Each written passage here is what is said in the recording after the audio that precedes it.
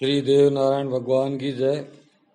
इस प्रकार राणा दीप कंवर से और गुरु रूपनाथ जी से लड़ाई लड़के वापस राण में आ जाते हैं बची कुची सेना को लेकर के, और दिया जोत से बैठ करके फिर सलाह करते हैं कि जो आपने और हमने प्लान बनाया था दीप कंवर और गुरु जी को पकड़ने का, वो तो अब प्लान बिगड़ गया, अब क्या करना चाहिए। तो दिया जोधगा फिर सलाह देता है कि ऐसा करो, खारी नदी के किनारे युद्ध करने के बजाय तो सारे बगड़ावत गोठा में निवास कर रहे हैं, वहीं सो रहे हैं, वहीं रहते हैं। सारे बगड़ावत एक जगह ही हैं। सभी बगड़ावतों को गोठा में घेर कर मार लिया जाए और वहां से रानी को उठा लिया जाए। इस प्रकार दिया जोधगा और राणा बातचीत करते हैं। बगड़ावत गोठा में आराम कर रहे थे, ये सोचकर कि गुरु रूपनाथ जी ने धूनी से उनको मार के भगा दिया, अब वो आएंगे नहीं। ये सोच करके सारे बगड़ावत जो है अपने महलों में आराम कर रहे होते हैं। दीप कंवर शहीद होने का बगड़ावतों को पता नहीं था। दूसरे दिन राणा ने और दियाजोध ने 6 राजाओं की सेना को गोठा को चारों तरफ से घेरने के लिए भेजा। 4 सेना तो गोठा के चारों गेटों पर और 2 सेना उनकी सहायता के लिए, ऐसे 6 सेना बगड़ावतों को घेरने के लिए, गोठा को घेरने के लिए भेजी। गोठा को घेरने के लिए जब सेना चारों तरफ आने लगी तो उनकी तोपों की आवाज और घोड़ों की आवाज ये सुनकर के नेतू गुजरी को पता लग गया कि बगड़ावतों को गोठा को घेरने के लिए, लूटने के लिए राणा की सेना आ गई है। तो नेवाजी को जगाने के लिए नेतू गुजरी महल के नीचे से नेवाजी को आवाज देती है। नेवाजी को नींद नहीं खुलती है। जब नेवाजी की नींद नहीं खुलती है तो नेतू की आवाज सुन के उसके दोनों बच्चे जग्गा और जगरूप, जो जग्गा 15 साल का था और जगरूप 13 साल का था, ये दोनों बच्चे आवाज सुन के उसकी माँ की उसके पास आ जाते हैं। तो माता से पूछते हैं कि माता क्यों पिताजी को आवाज दे रही है। तो नेतू बच्चों को समझाती है कि गोठा को घेरने के लिए राणा ने सेना भेज दी और तेरे पिताजी को जगाना पड़ेगा उनसे युद्ध करने के लिए। और सभी बगड़ावत भाई महलों में सो रहे हैं, किसी को पता नहीं कि सेना आ गई, इसलिए उनको सचेत करेंगे और वो युद्ध करने के लिए जाएंगे। तो जग्गा और जगरूप दोनों भाई ने विचार किया कि पिताजी को क्यों जगाते हैं, हम दोनों भाई पूरी सेना को बहुत हैं, आप तो हमको माता जी 5 कपड़े दे दीजिए पहनने के लिए, और हम घोड़ा भी चलाना जानते हैं और तलवार भी चलाना जानते हैं, और दोनों भाई बहुत हैं। तो नेतू उनकी बातों को सुन के मजाक समझती है और उनको बच्चों को मना करती है कि तुम्हारे युद्ध करने के अभी दिन नहीं है, तुम अभी बच्चे हो, तुम युद्ध करना नहीं जानते हो, तलवार चलाना नहीं जानते हो। राजा के सैनिक पुराने हैं, उन्होंने बहुत युद्ध कर रखे हैं, वो बहुत तरीके से युद्ध करना जानते हैं, और तुमको युद्ध नहीं करना है। तो बच्चे जिद कर लेते हैं कि हम तो युद्ध में जाएंगे ही, और वो जिद करके 5 कपड़े जबरदस्ती पहन लेते हैं, घोड़ों पे सवार हो जाते हैं। अब नेतु गुजरी के समझ में नहीं आया कि क्या करना चाहिए। जब बच्चे नहीं मान रहे तो बच्चे तैयार हो गए, नेतु गुजरी से गले मिलते हैं और माता से कहते हैं कि माता जी हमको खाने के लिए क्या देती हो, जो दे दीजिए, हमको खाना है, क्योंकि वहाँ युद्ध में भूख लगेगी तो वहाँ क्या खाएंगे, इसलिए अभी खाना खा के युद्ध लड़ेंगे। तो नेतु गुजरी दोनों बच्चों को प्रेम से खाना खिलाती है। नेतु गुजरी को ये नेकाडन को ये मालूम नहीं था कि आज मैं अपने बच्चों को आखिरी बार खाना खिला रही हूँ। उसको पता नहीं था कि ये युद्ध में बच्चे मारे जाएंगे या बच के आ जाएंगे। उसको ये था कि कोई 2-4 सैनिक आएंगे, उनको भगा के अभी वापिस आते हैं। गोठा के सारे दरवाजे बंद थे, बाहर कितनी सेना है नेतू को अंदाजा नहीं था। जग्गा और जगरूप दोनों भाई घोड़ा पर सवार होके माता जी से आशीर्वाद लेकर के और युद्ध के लिए रवाना होते हैं। जग्गा और जगरूप दोनों वहां से रवाना होकर के सीधे गुरु रूपनाथ जी की धूनी पे पहुंचते हैं। गुरु रूपनाथ जी की धूनी पे जाकर के गुरु जी को दंडवत करते हैं। गुरु जी को दंडवत प्रणाम करने के बाद गुरु जी को सारे समाचार बताते हैं कि इस प्रकार हम दोनों भाई नेवा के दोनों बच्चे हैं और सारे बगड़ावत महलों में सो रहे हैं। सेना ने गोठा को चारों तरफ से घेर लिया है, इसलिए गुरुजी हम युद्ध करेंगे और हमको युद्ध का आशीर्वाद दीजिए। पहले तो गुरुजी बच्चों से मना करते हैं कि भाई तुम्हारा युद्ध करने का अभी कोई तरीका तुमको मालूम नहीं है, अभी तुम बच्चे हो, युद्ध मत करो। लेकिन वो गुरुजी से कहते हैं गुरुजी हमको आप मना मत करो, हमको आप आशीर्वाद दीजिए, हम युद्ध करेंगे। तो गुरुजी ने देख लिया कि भाई बगड़ावतों का सर्वनाश होना ही है, तो अब युद्ध तो करना ही है, तो बच्चों को युद्ध के आदेश दे देते हैं गुरुजी और कहते हैं कि आप विजय होंगे, कोई चिंता मत करो, आराम से युद्ध करो, गुरुजी की कृपा तुम्हारे साथ है। और बच्चे वहां से दोनों घोड़े पे सवार होके जग्गा और जगरूप चल देते हैं, गोठा के जो सेना चारों तरफ रुकी हुई थी उसको घेर लेते हैं।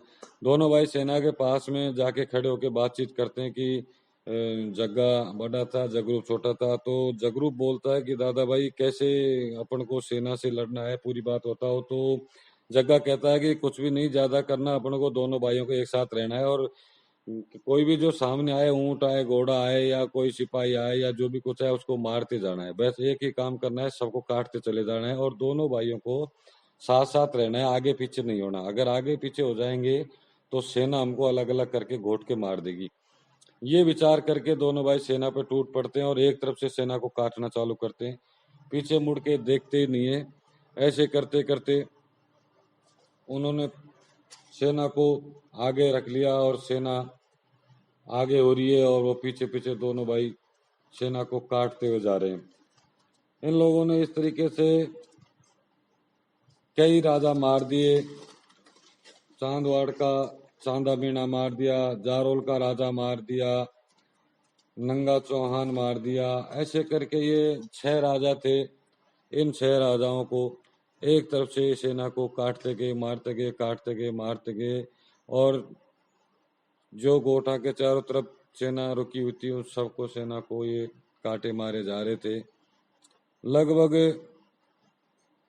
3 हिस्से की सेना को मार चुके थे, 75% सेना को काट चुके थे जो गोठा के चारों तरफ थी। और इस समय रानी जेलू जयमती को नींद खुल जाती है। रानी जेलू जयमती जब सोई थी, जब ये दोनों बच्चे युद्ध के लिए रवाना हुए थे, तो जेलू जयमती को ये पता था कि ये बच्चे थोड़ी देर में ही मर जाएंगे और यहाँ महलों में अभी रोना पुकारना बीतेगा, इसलिए मैं सो लेती हूँ। और जब वो दोपहर बाद उसकी नींद खुली तो महलों में कोई आवाज नहीं आ रही थी। जेलू जयमती ने सोचा कि बच्चे भागे होंगे, बच्चों ने लड़ाई लड़ी नहीं, मरेंगे कहाँ से, वो डर के भागे होंगे। लेकिन उसके दिमाग में फिर भी फितूर रहा, तो जेलू जयमती ने सोचा कि मैं महल के ऊपर चढ़ के देख लेती हूँ कि क्या हुआ, सेना ने क्यों नहीं आक्रमण किया, सुबह से दोपहर बाद हो गया। वहां जाके क्या देखती है कि बच्चे तो सुबह से युद्ध कर रहे हैं और बच्चों ने तो 3 हिस्से की सेना को काट दिया है, बची सी थोड़ी सी सेना, 1 हिस्से की सेना बची हुई है। जेलू जयमती देख के दंग रह गई कि दोनों बच्चों ने बहुत भारी युद्ध किया। जेलू जयमती ने तुरंत प्रभाव से जो है एक रूप तो महल में छोड़ दिया, अपना रानी बनी रहेगी, और एक रूप जोगन का बना के तुरंत युद्ध के मैदान में रवाना हो जाती है। जब तक जेलू जयमती महल से उतर के युद्ध के मैदान में बच्चों तक पहुंचते, जब तक बची कुची सेना को भी जग्गा और जगरूप ने काट दिया। और दोनों भाई खड़ा रह के बात करते हैं कि अब दादा भाई अब क्या करना है। तो जग्गा कहता है कि माता जी ऐसे कह रही थी कि कुछ सेना राण में और कुछ सेना ने नदी के किनारे, खारी नदी के किनारे तंबू डेरे लगा रखे हैं।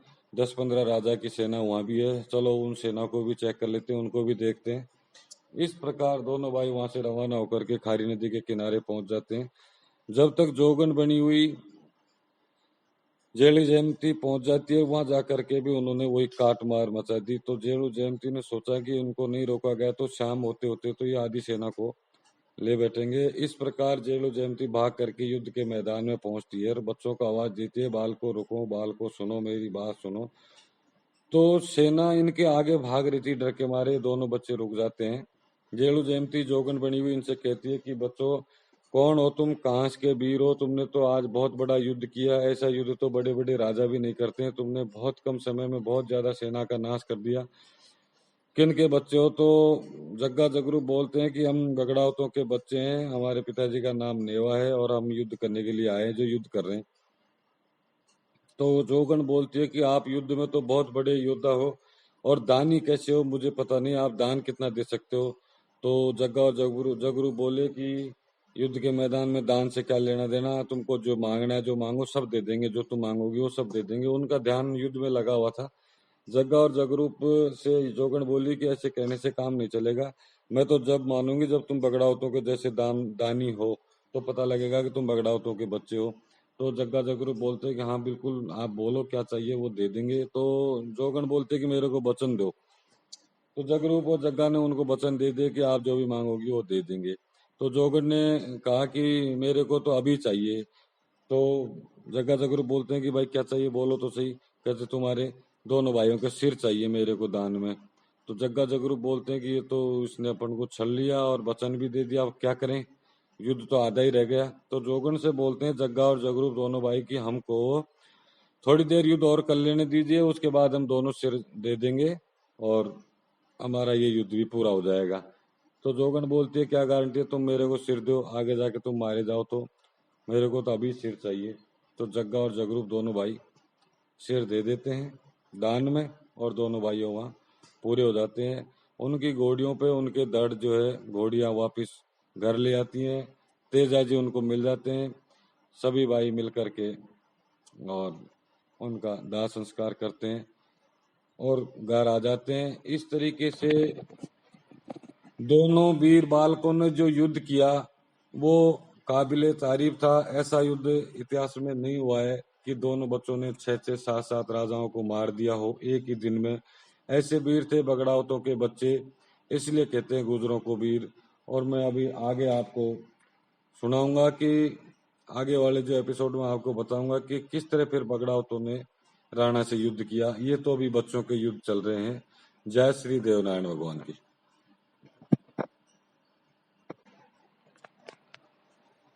तेजा तेजा जी और सभी भाई सीधे जग्गा और जगरूप को घोड़ियों पे से उतार के और शमशान घाट में ले जा करके उनका दाह संस्कार करते हैं।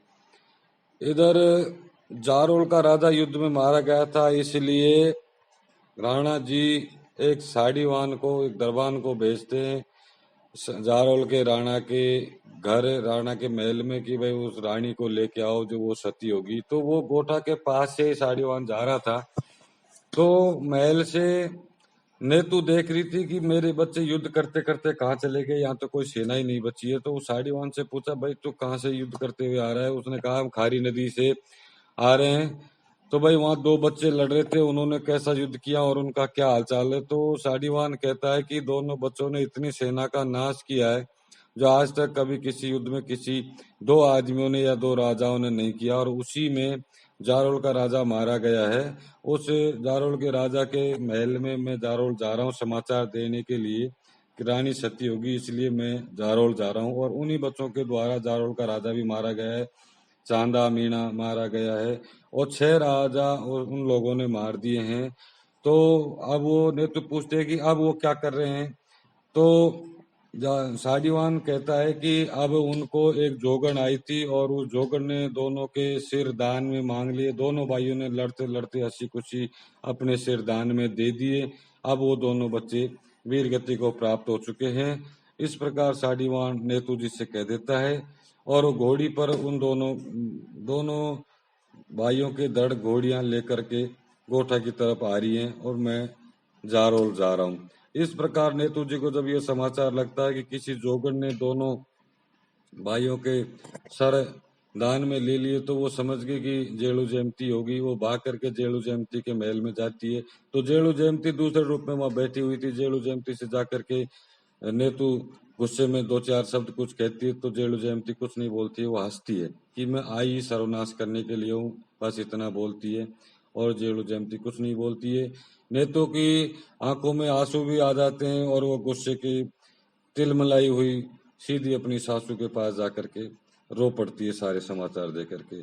इस प्रकार दोनों जग्गा और जगरूप वीर सुपुत्रों की, वीर छोटे पुत्रों की, वीर बालकों की कहानी है बगड़ावतों में। बहुत ही मार्मिक कहानी है। इसको आज तक गाथा में गाया जाता है, बड़े वीरता के साथ इसको सुना और गाया जाता है। जय श्री देवनारायण भगवान की।